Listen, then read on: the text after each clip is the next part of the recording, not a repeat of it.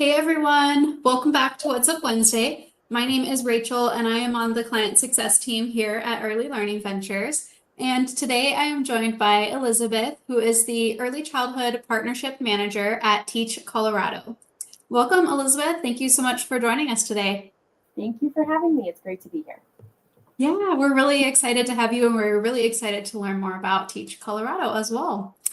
I also wanted to thank everybody who is watching live, or if you're watching the recorded episode, thank you so much for being here.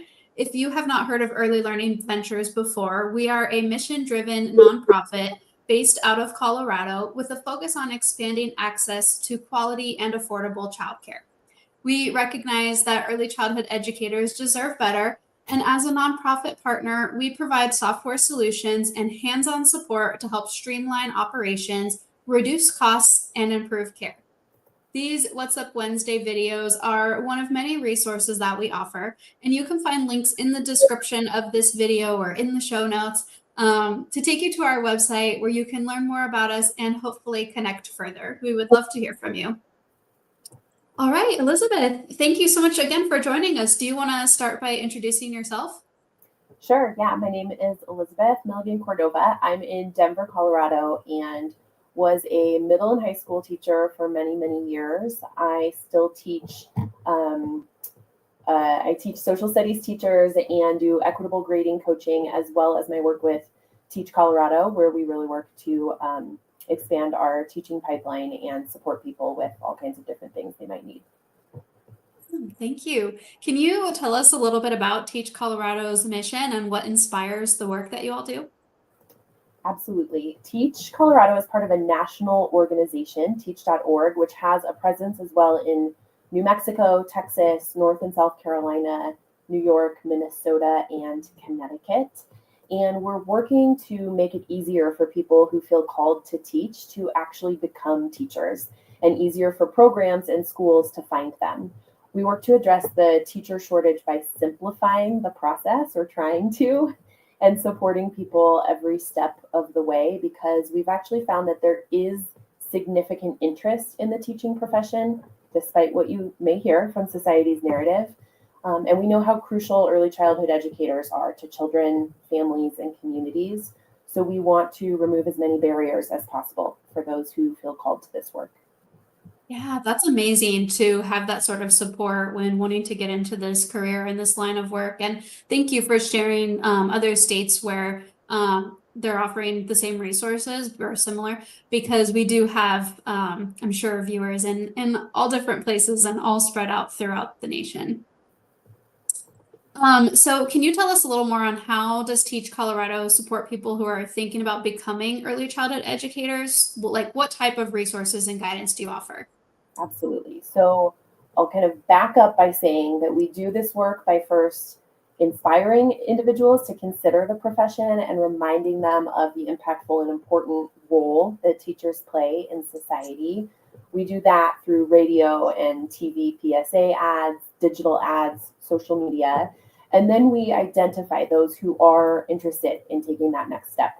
We do that through developing targeted marketing campaigns, and most importantly, through collaborative partnerships with educator prep programs, school districts, community organizations, and of course, childcare providers.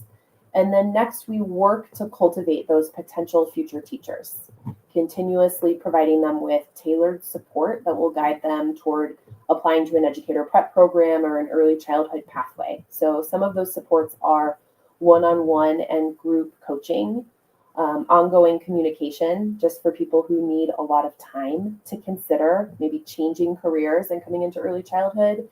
And these are really meant to help those aspiring teachers overcome what our research has shown are the 10 perception barriers that folks face when considering teaching. Those perceptions range from, am I going to be good at teaching, to am I going to like teaching? Can I even find a pathway to teaching that is right for me? And these resources are designed to address each of those questions, driving folks to ultimately say, yes, I want to be a teacher, but now I know how to do it.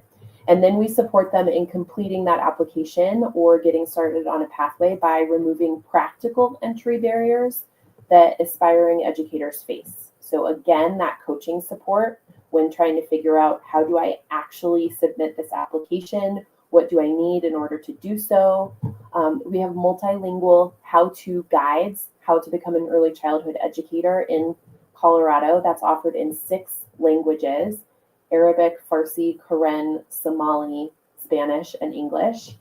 We also provide financial aid, both in the form of scholarships. We have $1,000 scholarships for future early childhood teachers and fee reimbursements that can help with program-related expenses.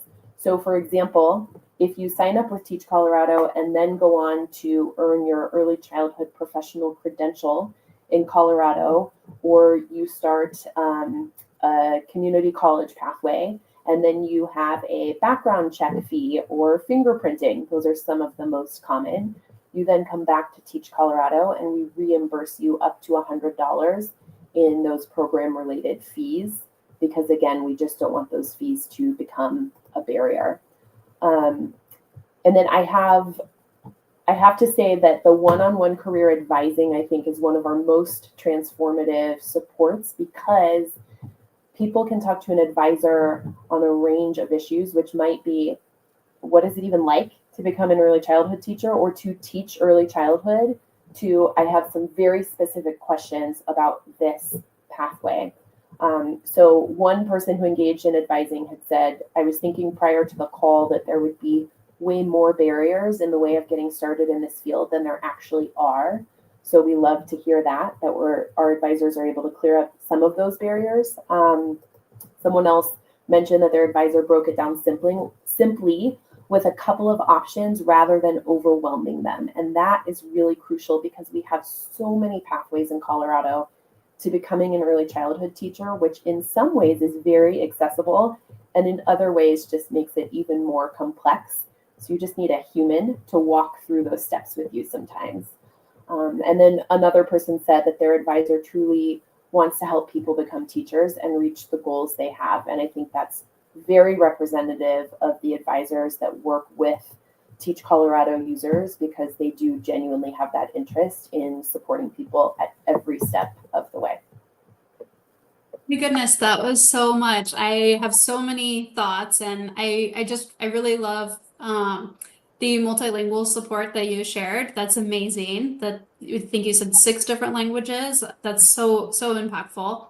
And then also those initial questions you said, because I know we all hear about staffing shortages, but we want to make sure that for all parties, this is going to be a good fit. And so to be able to ask those initial questions to make sure that this is the right path, that's just, yeah, again, really impactful. Yeah. And I think I would add too that, we know that recruitment is an issue. I know we're going to talk about that in a minute, but we have almost 10,000 people signed up in Colorado as interested in becoming early childhood teachers. And so for those who are hiring and start to feel hopeless sometimes, just know that those folks are out there and we're working to support them as much as we can to actually get into an early childhood pathway. Yeah, that's great. So yes, that leads us into the next questions here. So recruiting, I know that recruiting early childhood teachers can be really tough. How is Teach Colorado helping programs and organizations meet these challenges? Yeah, absolutely a challenge that everyone is discussing. So first of all, we try to help by raising awareness about the profession in general, and really uplifting why early childhood education is crucial to, of course, children, also communities, parents, and the well-being of society, really. And so part of our work is just to elevate the role of early childhood, so that everybody can focus on how they can support it, but then also simplifying for people the different pathways into the profession, by making it really easy to understand. And again, that's where the advising comes in, so that folks can take into account an individual's goals and experience when helping them to determine a pathway. We run, as I mentioned earlier, statewide digital campaigns, and we really focus on sharing inspiring educator stories and then connecting prospective teachers with local programs and job openings, because we have, ironically, folks coming to us saying, I can't find a job, We have centers coming to us saying, I can't find an educator. And so we know those connections are really crucial. The idea is to demonstrate that early childhood education is deeply nuanced. It's a highly skilled profession that deserves and needs public support, and then really connect folks to their local resources. Yeah. I love that, to be able to hear the stories from others, because like you even mentioned before, just those few examples that you shared and the misconceptions. And I think that that is really helpful for others to hear as well. So for childcare providers who are trying to bring new teachers in the field, do you have some strategies you can share that would work both in the long term and over the long run? Absolutely. So in the short term, what we have found to be really effective is the one-on-one advising, because we know that people just need more processing time. And as I mentioned earlier, a human to process that with. AI can do a lot of things, and this is not really one of them.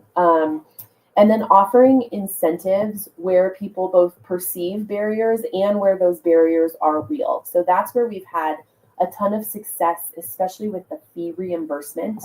We've, for example, talked to one community college that said often students are not able to complete their field work because those background check or fingerprinting fees can be sprung on them pretty quickly. And it's a lot of money to ask. And so to ask of somebody. So by providing those reimbursements, we're working to remove those as some barriers, but then also if someone is on the website of, maybe it's a community college, maybe it's a childcare provider, and thinking, I don't know if I could meet the requirements to become an early childhood teacher, I don't know how to do it, they might just click off that page, right? And that's where we offer a link to Teach Colorado and say something like, if you're thinking about joining the profession, sign up here, we'll give you more resources. That person might be ready in 2 weeks to get started on a pathway. They might need a year to think about it, a few years, but we want to keep that person engaged with the process if it is something that they are truly and genuinely interested in. So connecting with people, offering some of those incentives, not to bribe folks, but just to remove at least some of the barriers to entering the profession. And then it's been really beneficial to us when working with partners to think creatively. So for example, reaching out to paraprofessionals, family members, career changers who already love working with kids, but might not realize that teaching is a path for them or an opportunity for them. In the long term, it's all about building community connections. And this is a challenge, of course, because childcare providers have so much on their plates already. But it might mean partnering with local high schools and colleges to spark interest in early childhood education early on, or engaging parents and grandparents who are already invested in children's learning. We also encourage programs to highlight their impact on social media to show the joy and growth and community that come with early childhood education. It's really crucial that programs and teachers drive the narrative about early childhood education. And so that's just a really crucial piece when thinking about how we talk about early childhood education. We are also trying to bring underrepresented groups into early childhood. We know it's important that children have an educator that looks like them, that speaks the same language as them. We know men need to be more represented in early childhood classrooms. And we really work to celebrate bilingual and multicultural educators who reflect the kids they serve. And so the more that centers and educators themselves can own that narrative and look out for folks who are already engaging with a child or many children, the more we can bring more folks into the profession. Thank you. You mentioned, again, supporting those multilingual communities. Can you share further how Teach Colorado is supporting bilingual educators specifically and those working in multilingual communities? Yeah, that's such an important goal for us. We know that Colorado's early learning programs are wonderfully diverse, and we want to make sure the workforce reflects that. I would say we have taken 1 or 2 important steps in that direction, and we have much more work to do. So we offer resources both in English and in Spanish right now, as well as those other languages I addressed or mentioned, Arabic, Farsi, Karen, and Somali. Our advising is also done in, I should have said this earlier, but in Spanish. So you can speak with an advisor in English or in Spanish. And we want those guides to at least help begin to navigate the very complex fields or points to entry for early childhood pathways. We also would love to, in the future, provide advising in additional languages. So we know that that support is really crucial at every step along the way. We partner with organizations who work with multilingual folks in order to make sure that those resources get pushed out. And that's where we try to bridge that gap of, okay, we've got the early childhood guide, and then perhaps you work really closely with a certain population, but you're able to pull our resources in where they are useful. I love that you mentioned, there's always room for growth, but that is amazing that you guys are taking those steps and recognizing that, but also doing so much to support already. I want to talk a little bit about partnerships. I understand that Teach Colorado works closely with the Colorado Department of Early Childhood, as well as the Early Childhood Council Leadership Alliance, or ECLA. Can you share how these partnerships are helping to expand the early childhood workforce in Colorado? Absolutely. In 2023, we partnered with CDEC to film and take photos in early childhood classrooms in Colorado. And then we used those to create recruitment materials that centers and councils and communities can use to directly recruit or to advocate, I should say, or to advocate for the importance of early childhood education more generally in their communities. The recruitment materials are free to anyone. They are also offered in 6 different languages. And because folks in early childhood are so busy, there are copy and paste captions that they can use, but they can also be rewritten for the local context, which we know absolutely matters. And then as part of this work, we identified the groups that are most interested in the early childhood profession, including parents, high school students, new Americans, and career changers. We wrote the messaging and created the materials with those folks in mind, in addition to groups like men, whom we need more of in early childhood. We also work hard to measure our impact. So we have partnered with CDEC and the PDIS team to analyze the number of people that Teach Colorado has supported into an early childhood professional credential. We're excited to get that data soon, and that just helps us know who we are reaching, who we can do a better job of reaching, and really set goals of engagement for the future. ECLA and the early childhood councils in Colorado are crucial partners for us as well. We have been working the last year or so on formalizing a process to have warm handoffs between our Teach Colorado advisors and the Early Childhood Council. It's important to us that we connect prospective educators with as many resources as possible, especially including those local career navigation supports, as well as local trainings and scholarship opportunities.